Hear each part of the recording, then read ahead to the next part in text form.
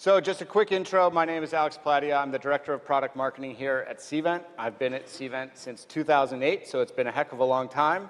I'm super excited to be here in London and joining this incredible panel today. And so today we've got some awesome industry experts. We will go ahead and get started with some quick introductions, starting with Catherine. So I'm Catherine Kimber from Tecorico. We specialise in B2B large-scale events globally, and I oversee the venue sourcing. Where noble grandeur meets unconventional charm, that's where you'll find the Imperial Riding School Autograph Collection by Marriott. I'm Armand, Director of Sales and Marketing, and for the past 2 years, I've focused on rebranding and repositioning the hotel after an extensive renovation, managing group sales, event management, social media, and PR. Hi everyone, I'm James Lancaster, Editorial Director of North Star Meetings Group UK, part of North Star Travel Group.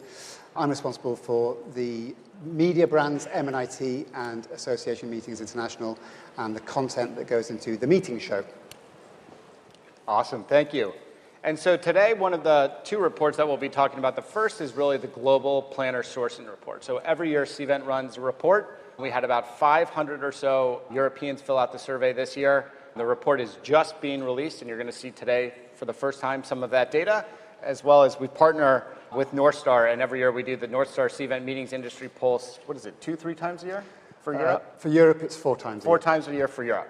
And so this latest report just came out in September, and we're really excited to go through a lot of those trends and have some great discussion.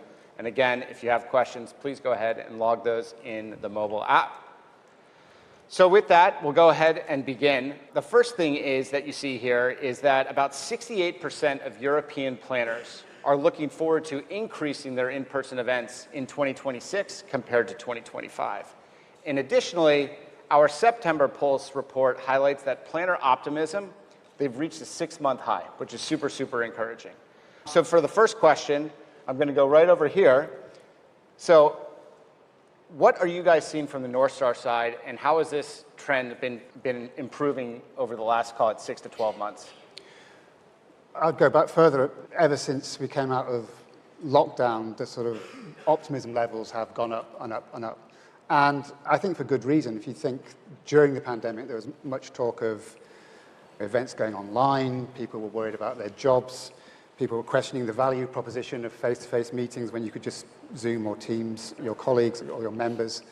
And none of that has really played out. Face-to-face meetings and the perceived value of in-person events has just steadily gone up since 2020. And as you can see, more events are being booked.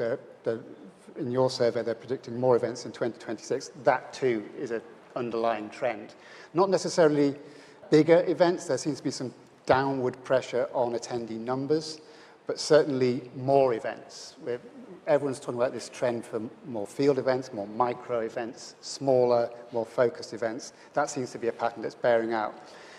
But I also think we also ask another question in the Pulse survey about the perceived value of in-person events against other business activities, so other business development activities. And it's very high at the moment. So obviously, the people who are holding the purse strings in organizations can see the value of this kind of event. And that, I think, is driving the optimism of your average planner, even though, as we'll discuss later, there are pressures at the moment that they're feeling. So I think that ties in really well to our next data point here. Cost is always a major concern when it comes to meeting and event planners. It's always budget, right? That's really top of mind. Catherine, how are you combating that when it comes to booking the meetings and events that you and your organization runs? Yeah, so I think looking for partnerships wherever possible. I would say working with convention bureaus is a really great way of getting a bit more of an increased budget. They can be really helpful in hosting site visits. So just from the initial stages of the venue source, you can save costs there, and then you can apply for grants. And if you work with the destinations, you might be able to get a grant. So again, that will put additional money into your events. I think as well, a lot of the events we do are on a large scale where you're paying a lot of overnight holds for space. So I would suggest instead of going like outsourcing and doing socials, awards dinners, at an off-site venue, just try and use the space you've already got as much as possible to save having to pay venue hire twice. And then one of the other challenges, of course, is time management. So teams aren't necessarily growing. You don't have lots of time. How do you handle that personally? I would say be really transparent. I think manage everyone's expectations. Throughout the day, actually, I've had a lot of people talking about quick responses. I think for me personally, some of the events that we're delivering, I'm looking at venues now from 2027 to 2030, and I'd much rather be able to get as much information as possible for them to make an informed decision rather than rushing things. But obviously, the Cvent tech's great for that sort of thing as well, because you can reach a huge number of venues very quickly. You can qualify the venues very quickly to make sure they're the right fit. And we'll be talking about it more later on, but I think utilising the technology as much as possible to save time. And Armin, on the flip side, for those of you that don't know, Armin works for the #1 meeting hotel in Europe, according to Cvent. So they basically, we rank every year our top hotels and destinations. They receive the most volume, the most room nights. And so it's a super awesome award. He's a little too modest to share something like that. So I wanted to do it myself, but you're obviously working with planners all the time. And so you obviously see the stress, the issues in terms of that time management and how on one of the biggest challenges is that communication, right? So what are some of the tips and tricks that you might have that can really help encourage better collaboration? What I've also learned from Catherine in leading up to the panel is that event spaces and networking opportunities are two of the key elements of a successful meeting. So for that, the brand promise of autograph collection is exactly like nothing else. And what that means is that every hotel is unique and has its own story to tell and will create unique experiences for your attendees. At the Imperial Writing School, we offer many storytelling opportunities dating from our rich history. We have unique designs, we have extensive outdoor spaces, and we already partner with local brand ambassadors that can add value. So what we've recently completed is a self-guided walking tour that starts at the hotel and incorporates the history of the hotel and then takes you on a walking tour of the neighborhood and pulls a red thread through 6 different stops with narrated audio guides that talk about the history. So it's a nice added value that we can share with attendees. Awesome. And then James, just a question from your perspective on the Pulse results that we've seen, where hotels, there are some challenges that some planners often have. Are there any kind of call-outs that you see noticeable improvements on? Just to go back to the budget and costs thing, because they're two sides of the same coin, really. And I think the cost issue isn't going to go away for EMEA planners, at least. And we've seen today the IMF have predicted that the UK is going to have the highest rate of inflation for the next 2 years. So that's not going away. If budgets were keeping pace with inflation, it wouldn't be a problem, of course. But I think, to your point about partnerships, I think that's really important, signing multi-year deals. If the big boys can do it, so can you. IMEX has just signed a 5-year deal with Mandalay Bay in Vegas. But I think it goes back to this question of who is controlling the purse strings. Because if the client is saying, we value in-person events, but that's not being passed on to the event planner, there's a discrepancy there. So I think it might be the job of the event planner to say, hang on, you want me to put on an event, this is the value we're delivering, I need more money. Easier said than done. In terms of the specific issues with venues, rates of accommodation. Yeah, the first 3 are costs, right? The first 3 are costs. And this is a kind of common thread that goes right through the Pulse survey, it's cost. E-costs apparently are going through the roof. Has anybody else noticed that? Yeah. So a lot of people are now, one way around that, people are partnering with an AV company and using them at multiple events wherever they go. F&B, I've just come back from Vegas, nearly had a heart attack. Extraordinary, the prices you're paying over there in the States. So yeah, of course, that's the main sort of top-level issue that planners are facing. And then downstream of that, you have things like, we're going to talk about RFP response time, but that's a perennial problem, this kind of the communication between planner and supplier, in this case venue. There seems to be a continual breakdown of communication that's causing a lot of angst. And Catherine, how do you manage that when attendee experience is the #1 KPI these days when it comes to what a planner wants to get out of an event? So, yeah, I think working really closely with the venue, and finding out what's important to them, whether it's content, whether they're just there for the food. For our events, the networking side of things is really important, and just the opportunities to meet as many people as possible. So having a good flow of your event and providing those opportunities doesn't necessarily need to cost a lot of money. It's just thinking about the space creatively.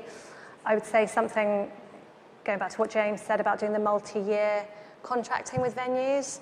Maybe venues don't want to hear this, but sometimes I think if you can just put a cap, so the F&B, if it's going to increase year on year, it's not going to be above the point of inflation, so you're not stung at a later time. But yeah, I think at this point, you just have to be as creative as possible, manage everyone's expectations. So yeah. I think you can decouple value and cost, can't you? Yeah. And lots of some of the most impactful events and meetings I've been to, it's simply the way it's been thoughtfully curated, the event, whether it's just room configuration or space between sessions or the F&B options. It's just a little bit of thought has gone into it. Yeah. I guess you reach a point, however, where if budgets don't keep up with inflation year after year, It's tricky. something's got to give, hasn't it? Yeah. Yeah, and I think it's really interesting because obviously there's many different things that people track for an event, right? But attendee experience is obviously becoming more and more important, and I think that challenge that oftentimes people have is that boardroom, it might be cost, right? From a planner, you want to have the greatest experience, and I think one of the things that's super important is really being able to prove what is that lifetime value of a customer that you might get ultimately, and there's no better place than face-to-face. And so while that might be an upfront cost, there's a lot of value in both sides. So you're talking about the multi-year deals, right? Yeah. That's one example, but then also for everyone that's hosting events for their attendees, the lifetime value, making sure they have that great experience, making sure they want to come back, that they learn, they engage, they network. There's so much that comes from in-person events. So shifting gears a little bit, we're going to throw to a poll. So give us 1 second. So if you open up your mobile app, oh boy. Can anyone read that? No. Hold on 1 second. Sorry, guys. So what factor would most influence your decision to adopt AI in venue sourcing? So let me give you guys a few seconds to go ahead and fill that out. So cost effectiveness, I can't even read that. Cost effectiveness, proven success stories, B. Data-driven decision-making. Got my glasses. All I can tell is D. So D is improved efficiency, which I think really makes a lot of sense. And I think if this was a multi-select, right, I think many of these things would certainly level out, right? But we're going to go a bit into AI here, and we'll go to the next slide really quickly. So there is a tremendous acceleration of AI when it comes to event planning, when it comes to sourcing, when it comes to managing events. Over the last year, it's incredible. From the time we were here last year, it was all about generative AI.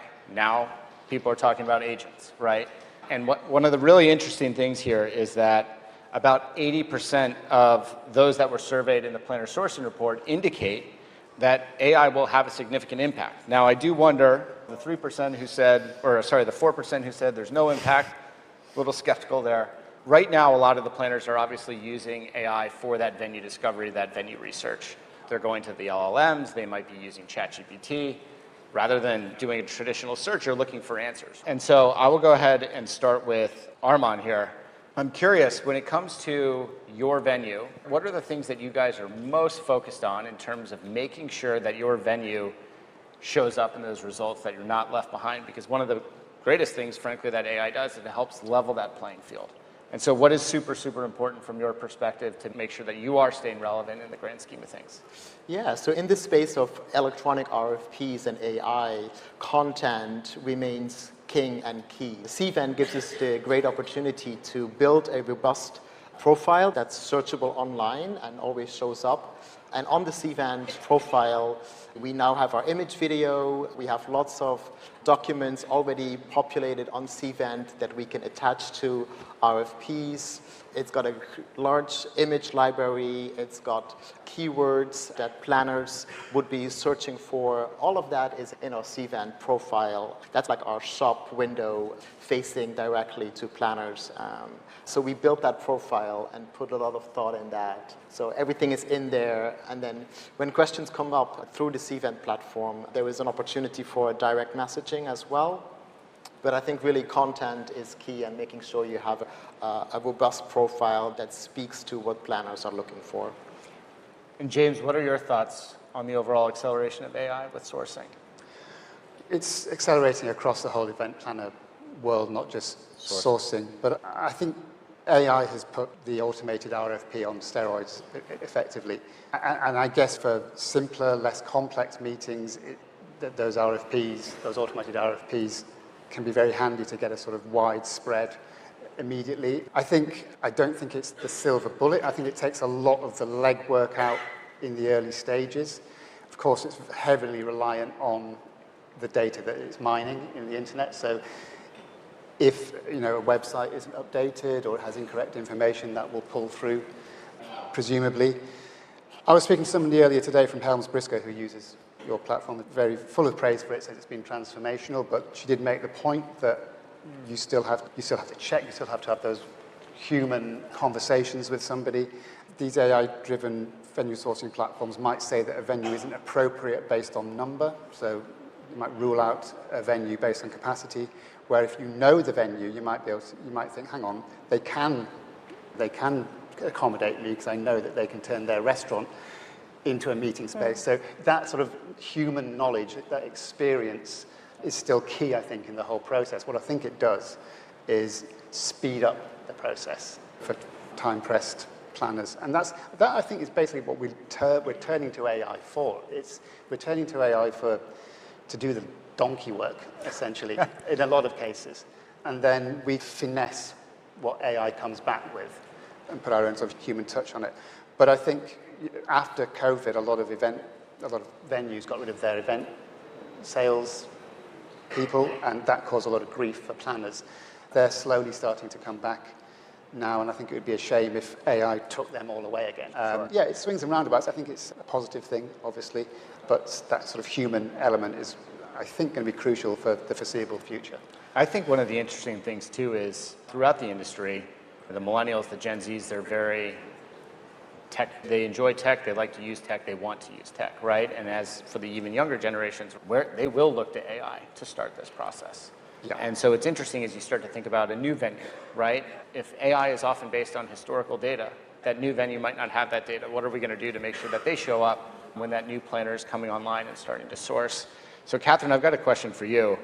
Where do you think you will start to use, or how do you think you'll start to use AI in that sourcing process? So, yeah, controversially, I don't use AI a great deal at the moment. I think having gone to some earlier sessions, I'm probably missing a trick slightly. But as James was saying, I'm much more of a person-to-person sourcer at this point, as well as using Cvent, which I trust. I think for me personally, I don't have the full trust there with AI at the moment. But I have used it, and I would say it's when it's a destination that I'm not familiar with. So it may not necessarily be looking for a venue, but looking at a destination, what are the flight paths like there, just getting very quickly a good idea of how it would look to host an event in that place. And then I suppose it does speed up the process, but I would always want to cross-check the information I'm coming across. I think you could potentially discount a venue. Like we were saying, on paper, it might be that it doesn't have the right capacity for you. But then I would always want to be able to speak to a representative of the venue, because they could say, we've got these foyers, or like you were saying, there's a restaurant that you can use. I think at the moment, probably to help with the initial research, but I imagine as time goes on, it probably is really efficient at the moment. I should probably be using it more. But I think as time goes on, hopefully a bit more of the source. But it can't tell you what availability is like at a venue. Sure. Yeah. I think one of the most exciting things, too, is just the ability to ultimately, from the venue side, it will certainly help with providing the qualified RFPs, the right RFPs to those properties, and ultimately matchmaking the venue and the planner ultimately. So the more information that you were saying, Armand, that you have on that profile that speaks to whether it's sustainability, whether they have natural meeting rooms with natural lighting, what are those things that you're looking for to drive that planner experience, that attendee experience? Ultimately, I think a lot of this will help improve that process, hopefully making your lives easier, Catherine, on the planner side. Because I know one of the biggest challenges, right, is, again, the time. Yeah. And it takes a lot of time to research venues, which is why we originally created the supplier network. And how far we've come in a year with AI, it's unbelievable. And then it's just going to be a matter of, for example, typing into the Cvent supplier network, for example. It's like I'm looking for a venue in downtown London on the river that has natural light, that fits 1,000 people in a ballroom, that has no pillars. And it's boom, Hilton London Metropole. So super, super exciting there.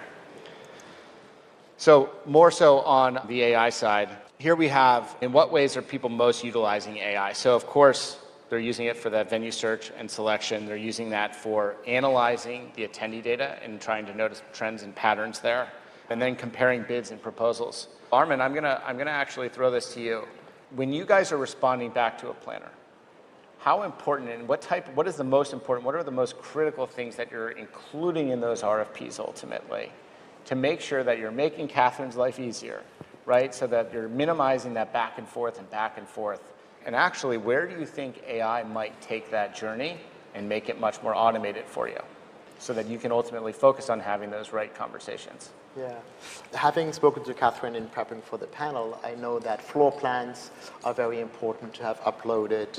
A lot of times we like to close our business on site visits, but I also know that's not always possible, especially not in a first round. We have our image video up on the Cvent portal. So floor plans, image video, fact sheets, and a lot of images are things that we automatically attach to every response. That's up to the sales manager without even asking to just add those attachments in the end for consideration to, again, make sure we give planners more than they ask for and alleviate all of those questions from the beginning.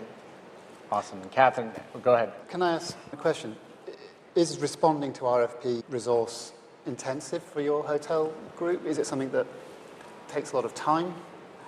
It does, but it doesn't have to. Using the automated platforms such as Cvent make it super easy to respond fast and quickly. So yeah, it takes up a lot of time, but I also think you have to be focused on where you spend that time. So again, Cvent allows us to respond really fast and gives us enough tools to make it easy and comfortable to respond. I guess I'm thinking from a planner perspective. If planners are using their own venue sourcing AI platforms, is there a danger that venues get spammed by a load of RFPs and it becomes even more overwhelming? No, so I think it depends, right? So on Cvent, at least in Europe, the average RFP includes 11 venues. Okay. 6 of those venues will respond to the lead. 4 of those venues will turn down the business, and then 1 venue won't respond. So I think from the planner side, one of the challenges is oftentimes we were talking about cost. What does the planner have to do? The planner has to take that proposal back and make sure that their management is reviewing it and comparing those bids side by side. And I think that it can be a huge challenge there, right? Yeah. Especially if cost is so important. The other thing is planners are often, they might be flexible with those dates, right? And so for venues, I think it's something like out of 100 RFPs that a venue receives, 11 of those RFPs will be RFPs where the planner was flexible with the dates, but the venue doesn't respond and provide those alternate dates when they get back those proposals. So there's really an opportunity there, better communication, being more transparent. Are you flexible? Do you have to do these dates? I think it can help out the venue side. I think as well it can help out the planner side as well. And I think, so this is perfect timing. The next part we're going to talk a little more about RFP response and that communication piece. And I'll go ahead and start with Catherine. How have electronic RFPs, the ERP tools, helped you transform your sourcing strategy? Yeah, so hugely. I've been venue sourcing for about 10 years. I'd say for about 2 or 3 years, I didn't have Cvent or use Cvent, so it was a big change for me. And I think right from the start, so qualifying the venues to begin with, so making sure they're the right fit is great. I really rate using custom questions when you can, so that saves time in terms of going backwards and forwards the whole time. A lot of our events require converted bedrooms. For example, one of the custom questions I'd put in is, can you convert bedrooms? And that's an instant, yes we can, no we can't, to save too much, again, backwards and forwards. And then once the RFP's gone out and you've got the responses, being able to do those side by side. So presenting the data and being able to see for the different properties is very useful as well. So those are the 3 things that have made things a lot faster. Awesome. And then Armand, from your side, there's a lot of talk, and we'll see it even here, in terms of transparency on the proposals, in terms of flexibility. That is often one of the reasons why more and more planners are looking at unique venues for their events, right? They want those experience, but one of the biggest things is that flexibility. So in your mind, what are those things that hotels can do to be more flexible for the planner when it comes to booking that venue for their event? Flexibility, going back to the alternative dates we touched on earlier through James, I think it's important for venues to, you have market knowledge. If those dates are in high demand, and you can probably tell that if the city is full, nobody is going to have availability over those preferred dates. So instead of turning it down, if you immediately offer alternative dates, you're signaling, hey, there is something with those dates, but here are alternative dates, because then when the planner ultimately gets 10 negative responses, but already have one that offers alternative dates, it's easier to go back to that venue instead of sourcing all over again. And James, does this align with what you guys have been seeing and hearing through the industry? Yeah, we've noticed a steady improvement in our pulse survey in terms of RFP response times over maybe the last 18 months, but still it figures as one of the main kind of bugbears of planners, and it's quite difficult to unpack the sort of psychology behind that. I think maybe asking the question, how quickly do you want your RFP responded to, is only telling part of the story, because it's then what does the response look like is really Is it quality or not? Yeah, and so there seems to be this kind of back and forth, but I think a lot of it is, from a venue perspective, is are they asking the right questions? Have they really done any research at all on our venue? And from a planner perspective, they're always talking about a lack of transparency around... They're not answering the questions. They're not answering the questions properly, this kind of thing. So I think there's some kind of real communication breakdown going on. I think what upsets a lot of venues is they expect, if they're going to fill in an RFP almost and take time filling in an RFP, they want at least some response from the planner or some kind of acknowledgement.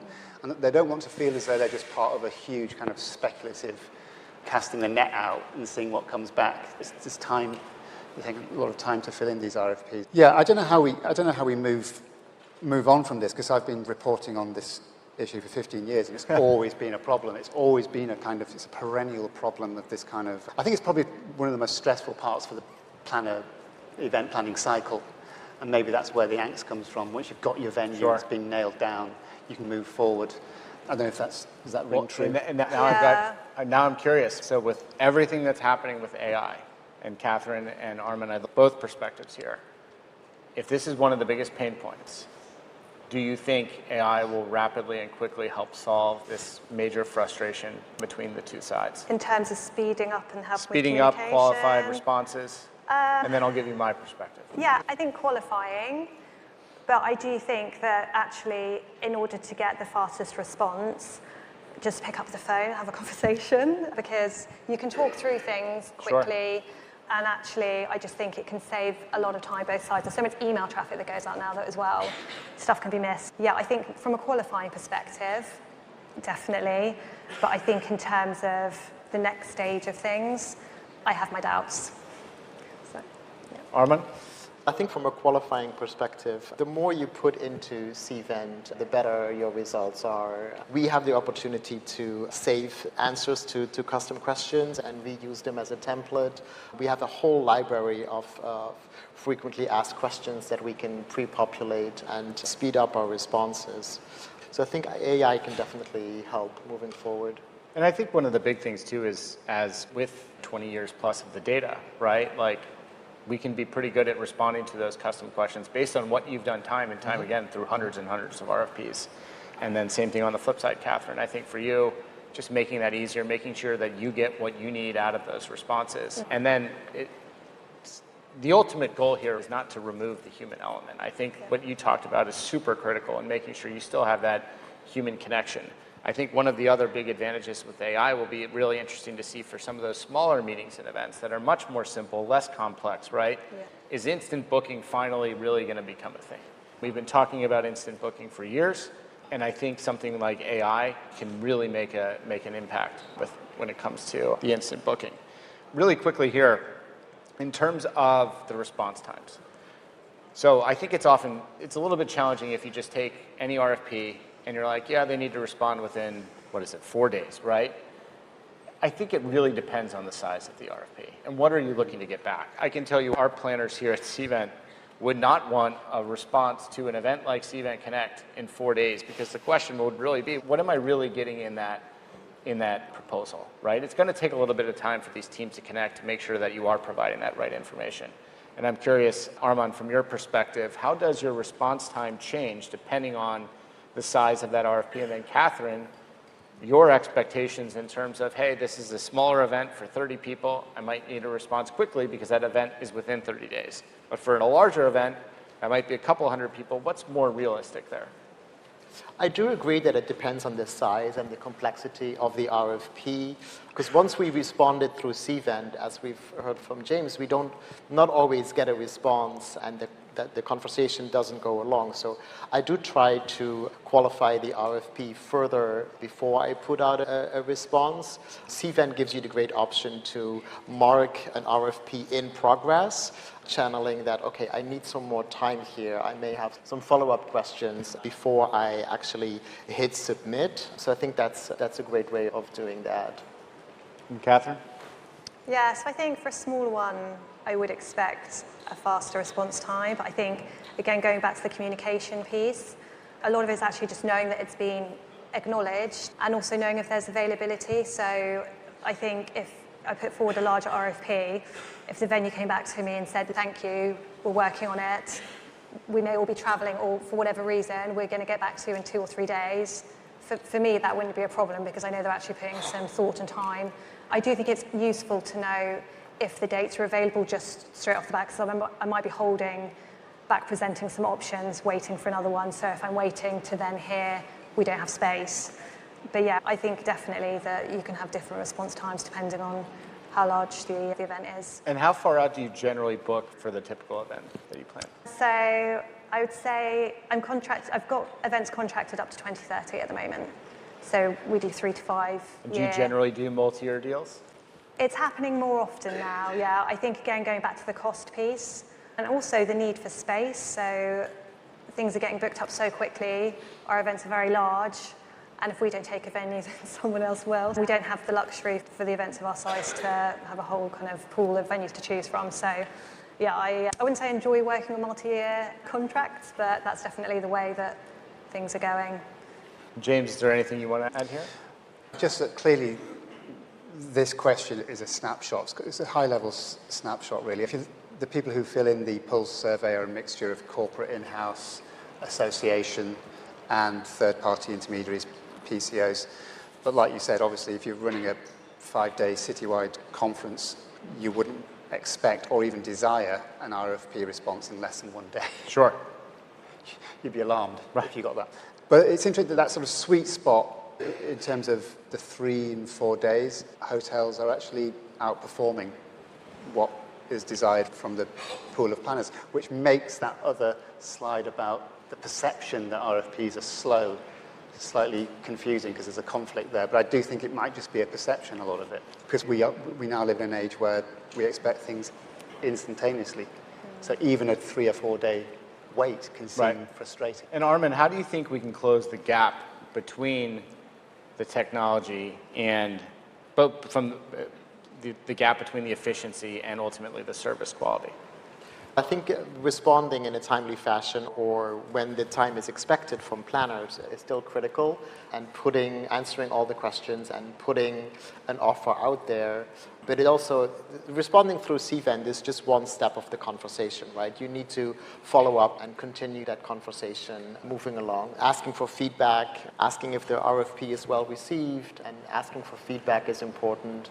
Picking up the phone and call or send an email to see where it's going. I think those are all great opportunities to keep the conversation going.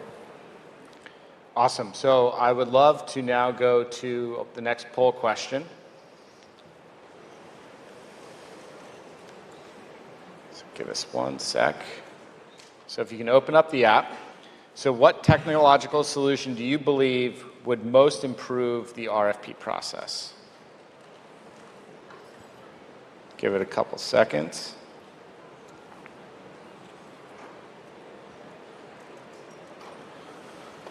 All right, so AI-driven proposal analysis. Oh, they're inching up.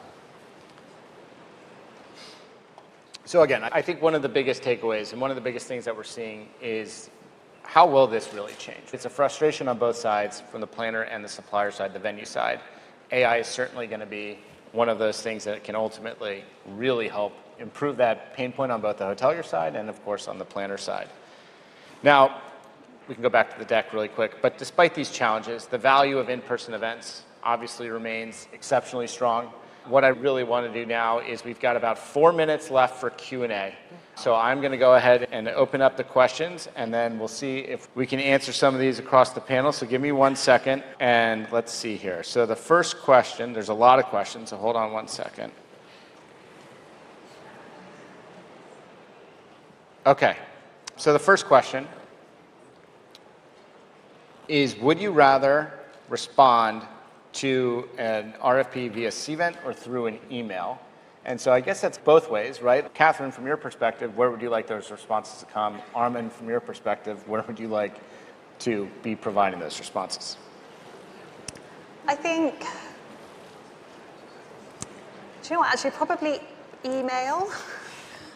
Unless it was a very strict, if I was doing an awards dinner or I've had a small conference, Cvent definitely, because it's great in terms of comparing. But I think if you've got a large complex event, then actually, if you get an email, the venue can sell the space and talk you through how it would work in the best possible way. So at some point, that communication is going to go outside of Cvent, right? And so I think in many cases, I think one of the questions is, do you prefer email? Do you prefer WhatsApp? Do you prefer text message or a phone call? And I think it depends on ultimately that customer. Armand, for you, I know that you guys are probably getting hit all the time with emails. That can probably be, and not only that, other sourcing channels, other sourcing platforms. Yeah, exactly. And like James said, sometimes there is an overload of RFPs. You don't know what to focus on. But then from my perspective, I prefer Cvent because for us, it's very structured on our end as to in which order we respond, and it makes it very structured and straightforward.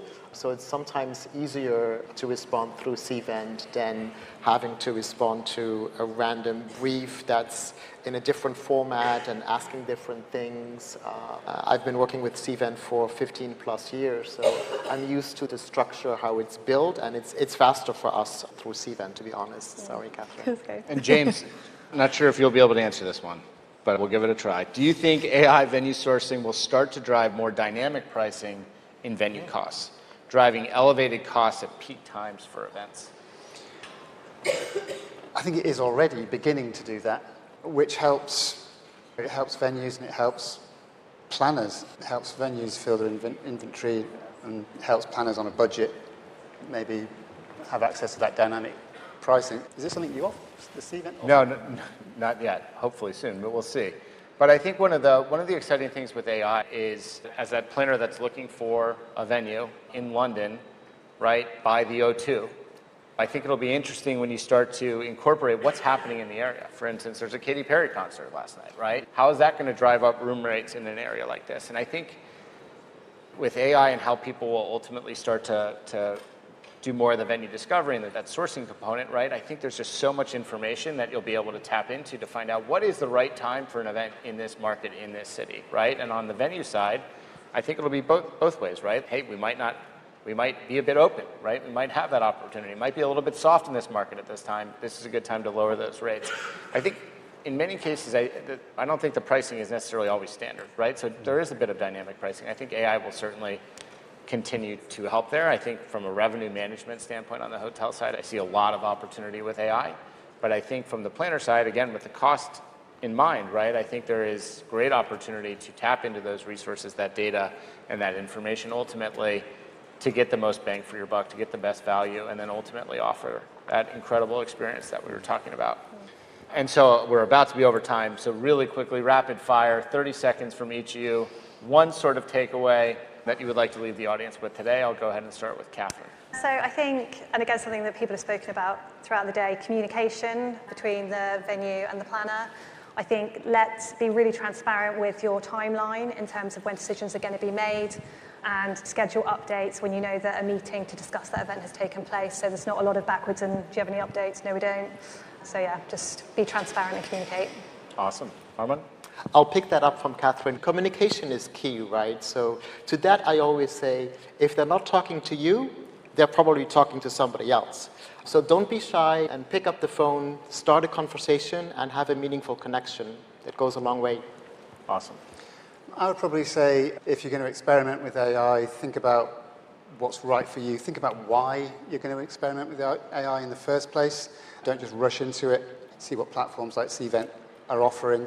But someone said, it was Grace Louisi from Headbox, she said, be AI smart, not AI first. And I think that's a pretty good lesson to take home. Awesome.